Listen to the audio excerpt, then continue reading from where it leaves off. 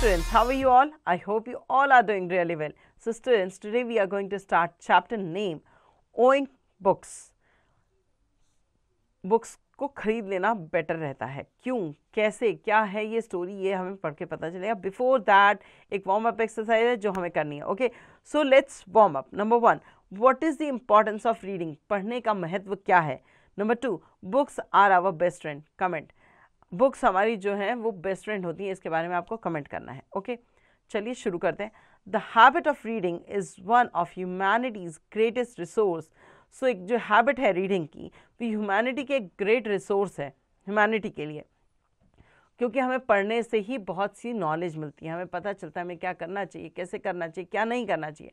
And we derive much more enjoyment from reading book. और हमें पढ़ने से, बुक पढ़ने से ज़्यादा एन्जॉयमेंट मिलती है. We own rather than borrowed one. हमें खरीद लेनी चाहिए. हमारी जो बुक्स होती हैं वो हमारी अपनी होनी चाहिए. हमें किसी से उधारी नहीं लेनी चाहिए बुक्स का. क्यों? अ borrowed book is like a guest in the house. एक बोरोड बुक जो होती है, किसी से उधार ली हुई बुक जो होती है, वो घर में एक मेहमान की तरह होती है. It should be treated with punctiliousness and respectful formalities.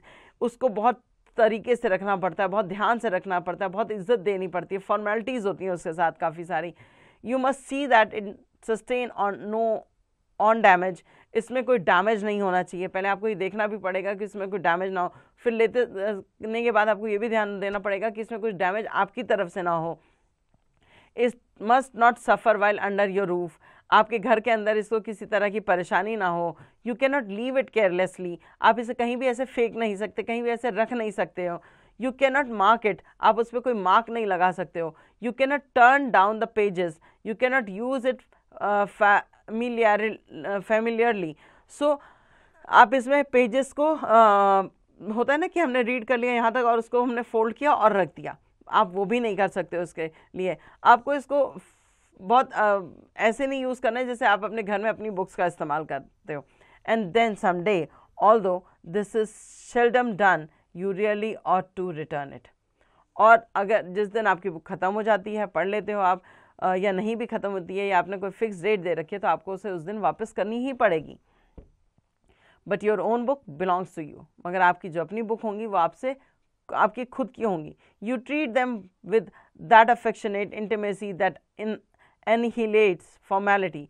आप उसे हर तरह की से उसे ट्रीट कर सकते हो. उसे प्यार से रखना है, कहाँ रखना है, कैसे रखना है, उसके साथ आपका एक जुड़ाव हो जाता है. आप उसके साथ एक कनेक्शन फील करते हो.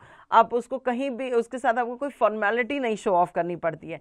Books are for use. Books जो है वो हमारे इस्तेमाल के लिए होती है, नॉट फॉर शो, दिखाने के लिए नहीं.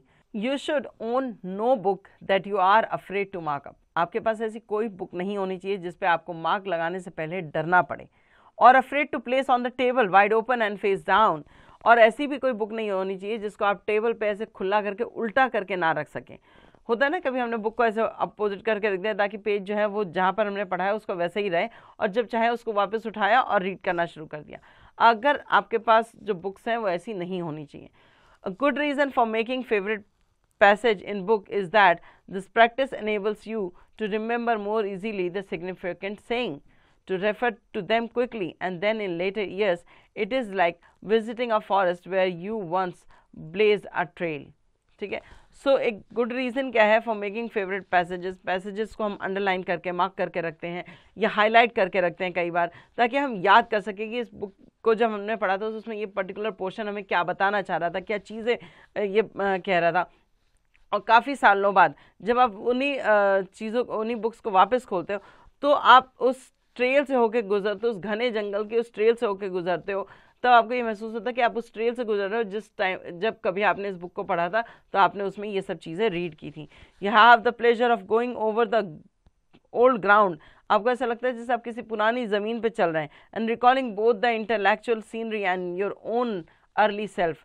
और आप उसमें एक इंटेलेक्चुअल सीनरी देखते हैं और अपना अर्ली सेल्फ देखते हैं कि आप जब उस टाइम पे इस बुक को पढ़ रहे थे तो आपका ये फील, आपको क्या था, आपको क्या फीलिंग आ रही थी, आपको क्या समझ आ रहा था, आपको इस पैसेज का क्या मतलब समझ में आ रहा है, जो अब आप जब पढ़ते हो तो वो क्या समझ में आ रहा है. तो ये बहुत सारी चीज़, खूबसूरत सी एक मेमोरी जो है वो एक बुक के साथ जुड़ी रहती है. Everyone should start building a personal library in their youth. सबको अपनी जवानी के समय में एक अपनी पर्सनल जो लाइब्रेरी होती है वो बना के रखनी चाहिए। मतलब आपके पास ऐसी कई बुक्स होनी चाहिए, बेशक आपके पास हज़ारों ना हो, बट ऐसी भी 10 बुक आपके पास ज़रूर होनी चाहिए जिनको आपने पूरी तरह से पढ़ा हो, पूरी तरह से एंजॉय किया हो, और उन बुक को आप कभी फ्यूचर में जब उठाएं या अपने जब आपके जो छोटे हों उनको जब आप उन्हें दें तो आप उन्हें बता सकें कि आपने इनके साथ कितना अच्छा समय व्यतीत किया था। The instinct for private ownership, fundamental to human nature, can be cultivated here with great benefit and no drawbacks. So ये जो प्राइवेट ओनरशिप है कि ये मेरा अपना सामान है, ये फंडामेंटल टू ह्यूमन नेचर, ये ह्यूमन नेचर का फंडामेंटल है, और ये आपके अंदर ये कल्टिवेट करता है ग्रेट बेनिफिट कि आपके अंदर काफ़ी सारी अच्छी चीज़ें कि आप अपनी बुक्स को कैसे संभाल के रखते हो। आप कि ये खुद की बुक्स है तो आपने उसे किस तरह से अरेंज करके रखा है, किस तरह से मार्क करके रखा है, क्या चीज़ें उससे सीखी हैं, ये सारी चीज़ें जो है वो आप उसमें से सीखते हो, और बाद में इसका कोई ड्रॉबैक भी नहीं है, इसका कोई नुकसान नहीं है, है ना। आपको ये समझ में आता है कि आपको अपनी पर्सनल चीज़ों को किस तरह से रखना है। One should have one's own book shelf which should not have doors, glass windows और keys. They should be free and accessible to the hand as well as to the eyes. So सबके पास अपना एक book shelf होना चाहिए जहाँ पर doors ना हो, ग्लास विंडो ना हो या कोई कीज़ ना हो, ताकि आप फ्री रहें, कभी भी आप चाहें उनमें से बुक्स को निकालें, पढ़ सकें, और कभी भी आपकी आंखें जो हैं उन बुक्स को देखती हुई इधर से उधर जाए, ताकि आपको याद रहे कि मैंने ये वाली बुक जो है वो पढ़ी नहीं है, मुझे इसे पढ़ना है, या मैंने इस बुक में हाफ ही पढ़ी है और मुझे इसे आगे पढ़ना है। तो आप कभी भी फ्री हों तो आप आएँ, उसे ईजिली निकालें और उसे देखकर पढ़ना शुरू कर दें। बुक शेल्फ में अगर कोई वुडन डोर होगा तो आपको पता ही नहीं चलेगा उसमें कौन सी बुक्स रखी हैं, या आप भूल जाएंगे। बुक शेल्फ्स में अगर किसी तरह की ऑब्स्टिकल होती है ना, अगर कोई चीज़ आती है आपके और किसी चीज़ के बीच में रुकावट, तो वो आपको रोक देती है उस काम को करने से। इसलिए आपको हमेशा ऐसे फ्री या ओपन बुक शेल्फ रखना है अपने लिए।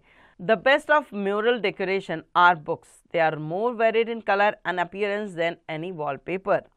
They are more attractive in design and they have the primary advantage of being separate personalities, so that if you sit alone in the room in the firelight, you are surrounded with intimate friends. Okay, so यहाँ पर आपको ये बताया गया कि books जो होती हैं उनको दीवारों पे आप एज अ पोस्टर जब आप लगाते हो तो वो पोस्टर जो होता है कुछ दिनों में आप बोरिंग हो जाता है आपके लिए, कुछ टाइम बाद आप हटा सकते हो।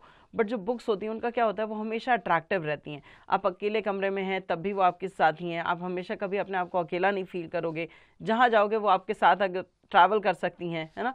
और कई बार ऐसा होता है कि हम अपने शेल्फ में रखी हुई सारी बुक्स को नहीं पढ़ते, बट उनमें से कुछ को हम 2 बार भी पढ़ लेते हैं। So there are of course no friends like living breathing corporeal men and women. My devotion to reading has never made me a recluse. Okay, so हाँ मैं जानता हूँ कि ये सांस नहीं ले रही हैं, जिंदा नहीं हैं, जैसे कि नॉर्मल आदमी और औरतें होती हैं, जिंदा लोग होते हैं, मगर मेरा जो डिवोशन है रीडिंग की तरफ, मतलब मेरा जो लगाव है रीडिंग की तरफ, वो मुझे नेवर मेड मी रिक्लूज, वो कभी मुझे अकेला नहीं फील कराता है। मतलब मुझे कभी ऐसा नहीं लगता कि मैं अकेला बैठा हूँ कहीं पर या अकेला हूँ। How could it, books are of the people, by the people and for the people. ये कैसे हो सकता है? बुक जो है वो लोगों के लिए है, लोगों द्वारा है और लोगों का ही एक हिस्सा है। Literature is the immortal part of history. Literature जो है वो कभी बहुत पुराना ऐसा हिस्सा है हमारा जो कभी ख़त्म नहीं हो सकता। It is the best and most enduring part of personality. एक इंसान के व्यक्तित्व का बहुत महत्वपूर्ण पार्ट है ये बुक्स हमारे लिए, लिटरेचर हमारे लिए। But book friends have an advantage over living friends. So book friends जो हैं उनका एक एडवांटेज है लिविंग फ्रेंड्स के ऊपर। क्या?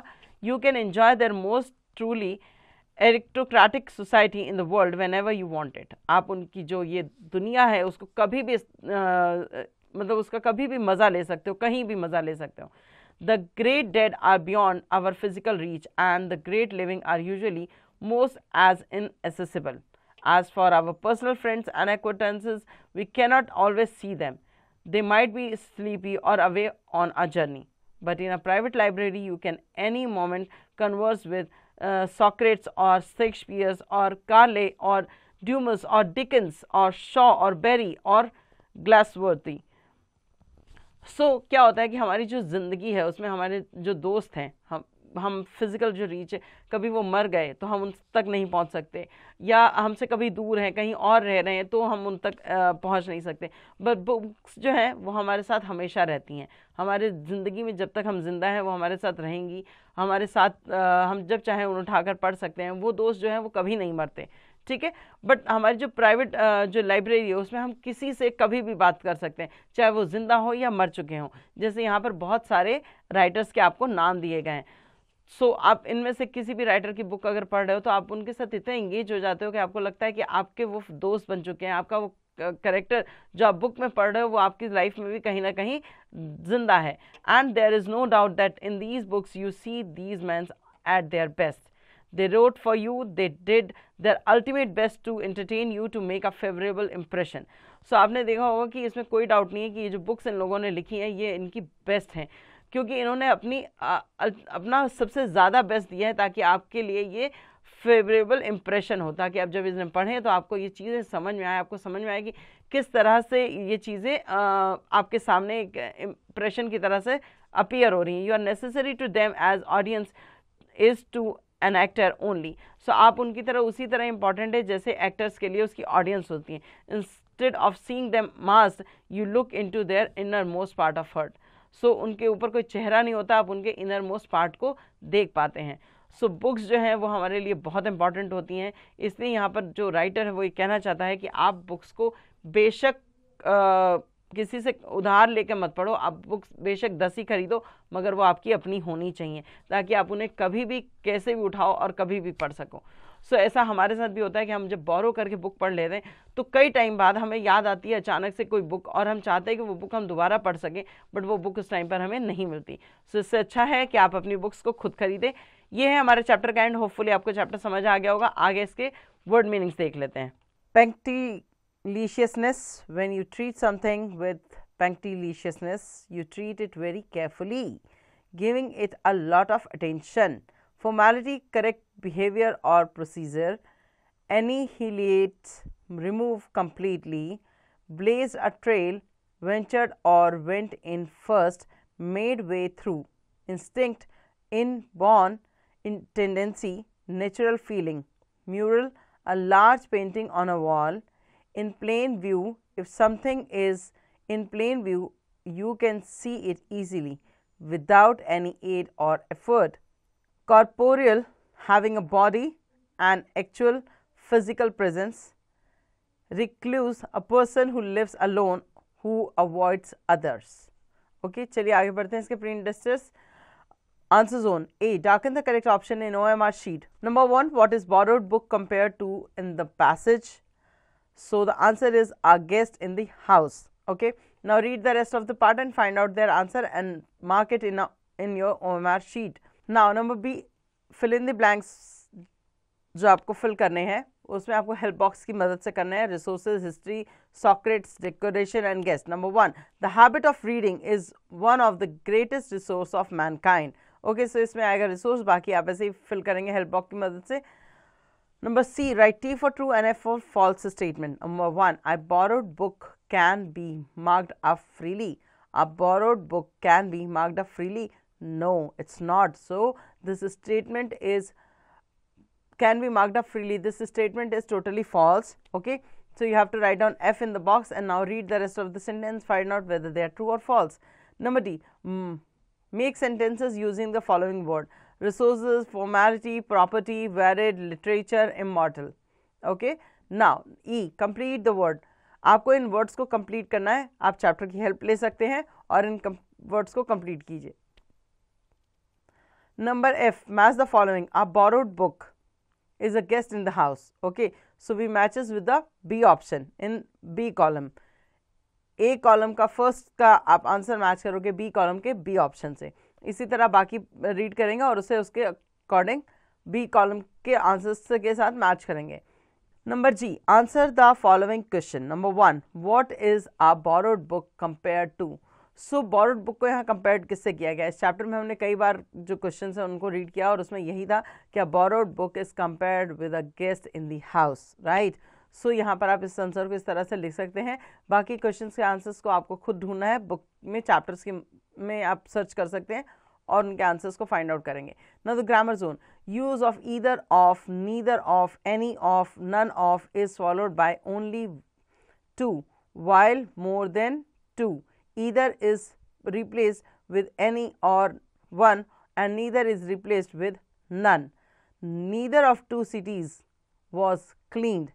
Any of the merchant could donate money. Okay, so यहाँ पर आपको either of, neither of, any of का इस्तेमाल करना है या none of का इस्तेमाल करना है by only two, followed by only two. जहाँ पर two का इस्तेमाल करते हैं वहाँ पर हम इसका इस्तेमाल करते हैं, जबकि while more than two either is replaced with any or none. और अगर वहाँ पर दो से ज़्यादा हैं तो उसमें हम टू की जगह, ईदर की जगह नीदर का इस्तेमाल करते हैं, या एनी और वन जो है उसका वो लगाओ तो नीदर का इस्तेमाल करते हैं। ठीक है, सो हम जब इस्तेमाल करते हैं use of either of, neither of और एनी ऑफ और नन ऑफ, तो ये फॉलो करता है किसको, दो चीज़ों को। अगर आप दो चीज़ें हैं तो अब आप इनका इस्तेमाल कर सकते हो, मगर दो से ज़्यादा है तो ईदर जो है उसकी जगह हम एनी और वन का इस्तेमाल करते हैं और नीदर की जगह हम नन का इस्तेमाल करते हैं। ठीक है, so neither of two cities was cleaned, any of the merchant could donate money, या एनी मतलब कि कोई भी, यहाँ पर काउंटिंग नहीं है इसलिए हमने इसमें एनी का इस्तेमाल किया। Okay, now fill in the blanks with either, neither, any, one और and none, whichever fits the best.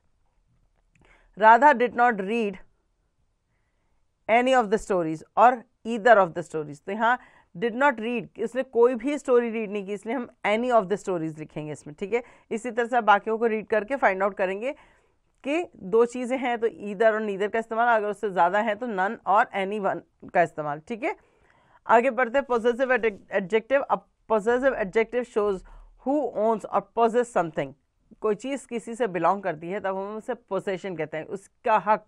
ठीक है, तो पॉजिटिव एडजेक्टिव क्या होता है, ये शो करता है कि ये चीज़ पर्टिकुलरली किससे बिलोंग करती है। It constitute a sub class of determiners which modify a noun by attributing possession to someone or something. ठीक है, तो इसमें क्या होता है कि इसमें कॉन्स्टिट्यूशन होता है कि डिटरमाइनर्स जो हैं उनको और मॉडिफाई किया जाता है, जो नाउन है उसके बारे में बताया गया है कि बेसिकली ये चीज़ जो है ये इससे जो है इसकी है या इससे बिलोंग करती है। सो एग्जाम्पल में है my, your, his, her, its etcetera. Fill in the blanks with suitable possessive adjective. Number 1, ant is collecting his food, तो एंट क्या कर रही है, अपना खाना कलेक्ट कर रही है, अपना। ठीक है, the dog wagged his tail when it saw the postman. Okay, तो डॉग ने क्या किया, अपनी पूंछ हिलाई जब उसने पोस्टमैन को देखा। इसी तरह से आप बाकियों को रीड करेंगे और इसे फिल कर लेंगे। Conversation zone, listening and speaking, some student discuss the importance of book and their benefit, कुछ बच्चे यहाँ पर आपस में बात कर रहे हैं कि इंपॉर्टेंस ऑफ बुक क्या है, बुक की इंपॉर्टेंस क्या है हमारी लाइफ में और उसके बेनिफिट्स क्या हैं, उस पर एक कॉन्वर्सेशन दी गई है जो आपको खुद रीड करनी है। Activity zone, create a treasure हट इन द लाइब्रेरी और classroom where students have to find book based on clues related to famous author, book titles or literary quotes. The first to complete the hunt get a small prize. Write 5 prominent author and their important book works. तो यहाँ पर आपको एक treasure हट जैसा बनाना है अपनी library या क्लासरूम में, जहाँ बच्चे पर्टिकुलर बुक को फाइंड कर पाएँ, कुछ क्लूज उन्हें दिए जाएंगे, उसके बेसिस पे वो बता पाएंगे कि किस ऑथर की, किस बुक टाइटल की बात हो रही है। जो बुक टाइटल आप दोगे वो बताएंगे कि किसने लिखी है, कहाँ है वो बुक, या लिटरेरी कोट्स होंगे कि जो पता होगा कि बच्चों ने अगर पढ़ी होगी तो उन्हें पता होगा कि इस बुक में ये कोट जो है वो लिखे हुए हैं। इस तरह से आपको एक हंट, और जो हंट कंप्लीट करेगा उसे एक छोटा सा प्राइज दिया जाएगा। कुछ प्रोमिनेंट ऑथर और उनके इंपॉर्टेंट वर्क के बारे में भी आपको इसमें लिखना है। नाउ प्ले जोन में, all of us have desire and wishes. For example, a person may wish we were a policeman so that he could catch thieves. Fill your wishes and reason for your desire in the V chart. Okay, so आपको एक V chart बनाना है, उसमें आपने desire और अपनी जो wishes है वो लिखनी है कि आप क्या बनना चाहते हो, क्यों बनना चाहते हो, आपका क्या रीज़न है उसके पीछे। सो ये सारी चीज़ें आप इसमें फिल कर लेंगे। होपफुली चैप्टर आपको समझ आ गया होगा। ये चैप्टर का एंड है और इसमें बची जितने भी पेंडिंग एक्सरसाइज है वो आप खुद से करेंगे।